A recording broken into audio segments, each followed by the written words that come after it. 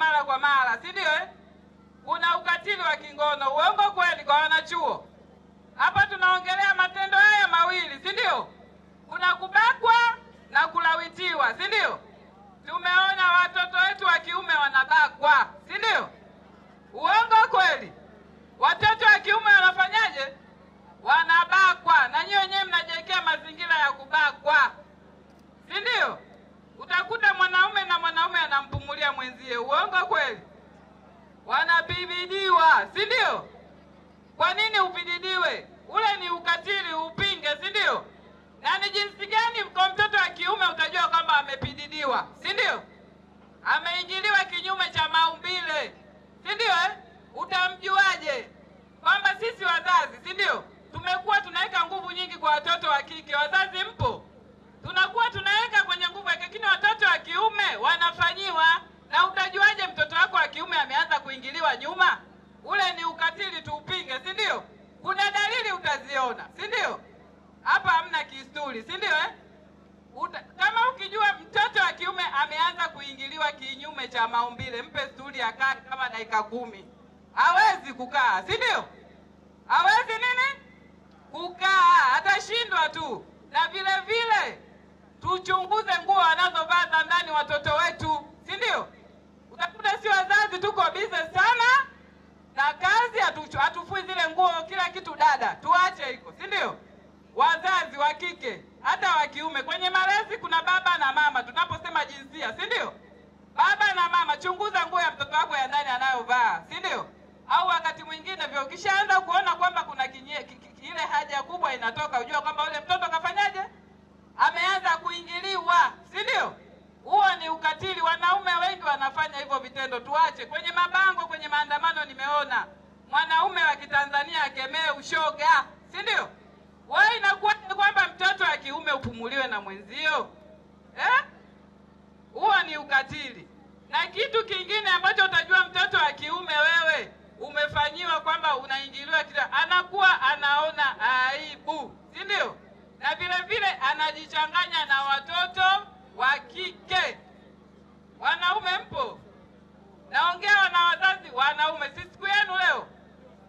Ukishaona kwamba kijana wako pale wa kiume nyumbani ameanza sasa kuongozana na kina Asha, jiulize, muite, si ndio Na pia kwenye ukatili wa kingono kule majumbani kwa watoto wetu wa kiume wanafanyiwa, tunawakaribisha wageni nyumbani. Uongo kweli? Tunawakaribisha wageni nyumbani. Tukishawakaribisha kule nyumbani, tunaambia walale na watoto wetu. Shaona kwamba huyu wangu analala na watoto. Tuache. Mimi nasema kwamba hivi tujijengee roho mbaya katika hili, si ndio? Ukatili umekuwa mwingi kwa watu wetu wa karibu. Hawezi akatoka mtu ambaye mimi hapa natoka Kilosa nije kufanya ukatili hapa Morogoro mjini. Uongo kweli? Utakuta ni mtu yule ambaye anafanyaje? Anakufahamu, si ndio? Wanaume mpo? Kwa hiyo wanaume tusikubali pale wewe ni baba. Wewe si ndio kichwa. Kwenye mabango yale ya maandamano wamesema sauti ya mwanamume sisikike. Si ndio? Wewe uko pale nyumbani, hakikisha familia yako, kaa na watoto wako mwenyewe. Wazazi wa kike, watoto tulee wenyewe. Tumeona hizi ndoa usinibabaishe, si ndio? Wametoka kuongea hapa. Masingomaza. Usikubali kuwa singomaza hata kama ikirudi. Yaani itokee hali ambayo inawezekana. Useme mtoto mimi atalelewa na fulani, unamwachia baba. Sawa, watoto wa kiume analea, lakini baba analea kuliko mama. Wamama mpo? Baba analea. Hawa wanaume bwana ndio ni siku yao leo, lakini wana mambo mengi, tuwaonee huruma, si ndio Mama ndo ukiangalia hata katika familia nyingi za ambazo ukiona baba hayupo na mama hayupo, ipi ambayo inayoendelea? Si ya mama. Kwa hiyo wamama, wanawake wenzangu, tulee watoto wetu wenyewe. Usiseme kwamba mimi najiondokea, nimeshashindana na baba, niondoka. Mtoto anafanywa vitendo vya ukatili. Atakuja mama mwingine atakaa naye pale. Baba atakuwa ndio hivyo. Ametoka kuongea hapa wawezeshaji wengine kwamba tunazalisha watoto wa mitaani, si ndio? Tumekuwa sisi tunasema ngoja ni wale na lile, matatizo yenu mtoto hayawahusu, si ndio? Unatakiwa wewe mwenyewe ukae na mtoto, umlee mwenyewe. Hata kama imetokea ndoa imeshindikana, lea mtoto mwenyewe. Vitendo vya ukatili vinafanyika. Watoto wetu wanakuwa mitaani huko, wanabakwa, wanalawitiwa. Kwa hiyo unapoona kwamba mtoto wako wa kiume amefanywa kitendo cha kulawitiwa, manake wanaume wanawalawitiwa, watoto wa kike wanabakwa, si ndio? Watoto wetu wa kike si ndio? Tumewajengea ujasiri, lakini watoto wa kiume wanashindwa tukae na watoto. Sasa hivi utaona watoto wa kiume, mtoto wa kiume anashindwa hata kuosha sahani. Uongo kweli wa mama? Tunasema kwamba kwenye usawa, tumeambia mwanaume wa Kitanzania hawe na usawa, si ndio? Katika kazi vile vile watoto wa kiume tuwafundishe. Usiseme kwamba yeye mtoto wa kiume akifika pale nyumbani yeye anakaa kwenye kochi anaangalia TV, dada yake ndo aingie jikoni ampikie. Mimi na mtoto wa kiume huyu mmoja, lakini huyo mtoto wa kiume mmoja anafanya kazi kuliko watoto wa kike, si ndio? Kwa hiyo ukishamjengea yule, hata leo kesho mama unaondoka, yule mtoto wa kiume anajijengea ujasiri. Uongo kweli wa mama? Isichukule kwamba dada yeye ndo anafanya kazi, nani kaka hafanyi kazi. Eka kazi kiusawa. Na vile utakuta tunasema kwamba tuweke usawa, mwanaume naye, mwanamke asisome, mwanaume asome, si ndio? Kwa hiyo tuangalie kwenye ukatili huu wa kingono, mara nyingi watoto wetu wa kiume wameharibikiwa sana. Sasa hivi hakuna ubakaji, kuna ulawiti, si ndio? Tupinge vikali matendo ya ulawiti kwa watoto wetu wa kiume, tuwajengee ujasiri. Na sio kwa watoto wetu wa kiume, hata kwa wababa. Wamama mpo? Wababa hawa bwana hawapendi makelele. Uongo kweli? Wanaume mpo? Wanaume mpo? Hawapendi makelele, si ndio? Wamama tupunguze midomo kwa wanaume, si ndio? Tupunguze nini? Midomo. Baba karudi tena wana vitu afikirie kazini, aje na wewe umemetea maswala kibao, mara mikopo kwa ushadamu. Wamama tupone hilo, si ndio? Na vile vile katika ukatili mkubwa ambao wababa wanalia kwa wanaume ni kuhusu chakula cha usiku. Wanaume mpo? Chakula mnapewa? Wanaume mnapewa? Tuache huo ukatili wa kingono kidogo sana wanasema. Na nyie mseme, ukiona mama kakuvalia kijinzi toa taarifa, si ndio? Kuna mama humu wazo wanavaa vijinzi kama mimi. Utakuta sasa wewe mama unamlalia kijinzi hivi. Kwani pale ulienda kula au kufanyaje au kuleta watoto? Si ndio mnasababisha ukatili wenyewe? Sasa wewe unamvalia kijinzi, sisi ndio tuko bize na sasa hivi 50 kwa 50. Binti pale anapita kwenye nyumbani pale kavaa kingovi, baba atashindwa kumbaka? Leo unaweza kutangaa mfanyakazi anatembea na baba mwenye nyumba. Wewe mwenyewe mama umefanyaje? Umesababisha. Tutoe mzigo, si ndio? Mmeelewa mama? Ule ni ukatili. Wanaume hao wanakuwa hawasemi. Kesi nyingi sisi kama Sumaujata tunazipata, utakuta mtu yaani ananyimwa. Anasema mimi nikitaka kupewa kile chakula nitoe hela ya marejesho. Hivi kweli wa mama? Akipewa marejesho ndo anapewa mzigo. Tutoe mizigo jamani. Tunasababisha hata michepuko. Uongo kweli? Leo anakwenda huko nje anakutana sijui na Asha, unaanza kulamu mume wangu ana mchepuko huko, mume wangu kampata Joyce. Wewe yes, umesababisha mwenyewe. Kwa hiyo huo ni ukatili. Tuwaonee huruma hawa wa baba, si ndio? Wana vitu vingi vya kufanya. Kwanza mkiwa vizuri, hata hiyo hela yenyewe ya marejesho sijui ya nini ya michango ya kupendeza atakupa, si ndio? Huo ukatili ni mbaya sana. Naenda haraka. Aina tatu ya ukatili ni ukatili wa kisaikolojia, si ndio? Ametoka kuongea hapa mwezeshaji mwingine, matusi. Huo ni ukatili wa kisaikolojia, si ndio? Ukatili wa kisaikolojia ni ukatili ambao mtu anaofanywa kwa lengo la kumuumiza kihisia, au tunasema ukatili wa kihisia. Mimi umenitamkia vibaya hapo, umeniona mfupi ukaniita mfupi kama nyundo, mweusi kama fungo, umenifanyia ukatili, si ndio? Uongo kweli? Na pia mkatukanana, mmepigana pale, mmetukanana, ule ni ukatili wa kihisia, si ndio? Naenda kumalizia kwa ukaina ya mwisho ukatili wa kiuchumi. Wamama mpo? Wamama mpo? Ni siku ya wanaume, lakini wamama na sisi tunahusika, si ndio? Wao wamefikiwa leo, si ndio? Tumshukuru Profesa Madaa kwa kulianzisha hili jambo, si ndio? Maana wanawake sisi tuna sherehe nyingi sana, si ndio? Uongo kweli? Kwa hiyo ukatili wa nini wa kiuchumi? Huu ukatili ni wa aina gani? Wametoka kuongea hapa wawezeshaji kwamba ni ukatili kwenye mikopo, si ndio? Tunamshukuru kwamba Daktari Samia Suluhu Hassan ametuletea mikopo ya 10% imerudi. Uongo kweli? Wamama tujikite kwenye hii mikopo ya 10%, si ndio? Tusifanye ukatili kwenye familia zetu, kwa sababu unachukua mkopo hujamshirikisha baba. Tumemfanyia ukatili mwanaume pale. Umeenda umekopa, umeenda kucheza sijui ngoma, sijui umeenda kutunzana, si ndio? Huku katika mikoa yetu hapa ni la nyingi zaidi kuna vigodoro sijui vile.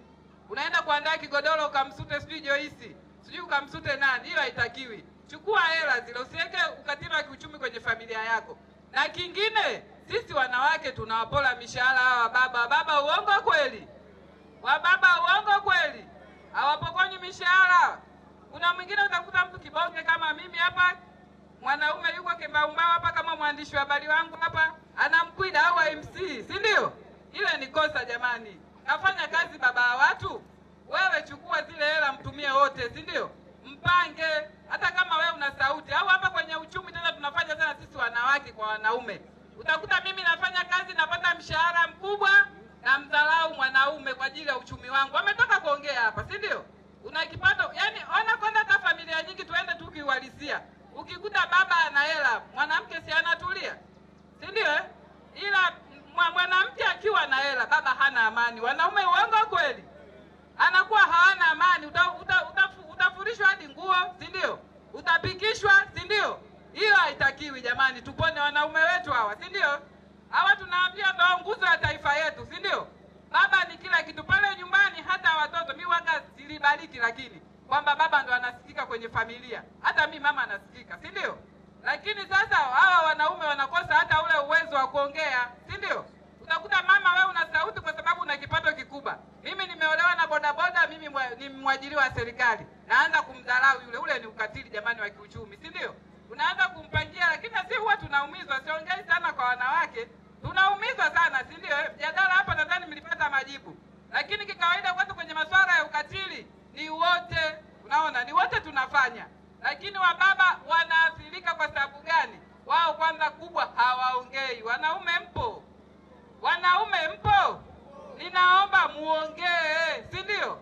Mimi hapa nikiwa na jambo, nitatoka nitaenda pale kwa dada nitaongea. Natoa ile sumu. Wewe ukiweka ndo mwisho wa siku utakuta mwanaume anafanya tukio kubwa, amevumilia vitu vingi, si ndio? Kwa hiyo wanaume, baba zangu, vijana wangu, tuseme, si ndio? Tusikae kwamba na kitu umepata taarifa umefanywa ukatili, unapigwa, unapokonywa mshahara, upewi nyumba, si ndio? Maofisini humu wanaume wapandishwi vyeo. Uongo kweli? Wanaume wanapandishwa kweli kuliko wanawake? Hawapandishwi, si ndio? Kwa hiyo sema, wewe bosi fulani bwana mimi kila siku anampandisha Joyce tu, haiwezekani. Na wewe mwanaume utoe sauti, si ndio? Katika maadhimisho siku hii ya leo, mimi napenda kuasi wanaume. Wanaume mpo? Wanaume mnafanywa ukatili, msikae kimya. Sisi kama SMAUJATA tupo. Ukituletea taarifa yako inakuwa ya siri kabisa, si ndio?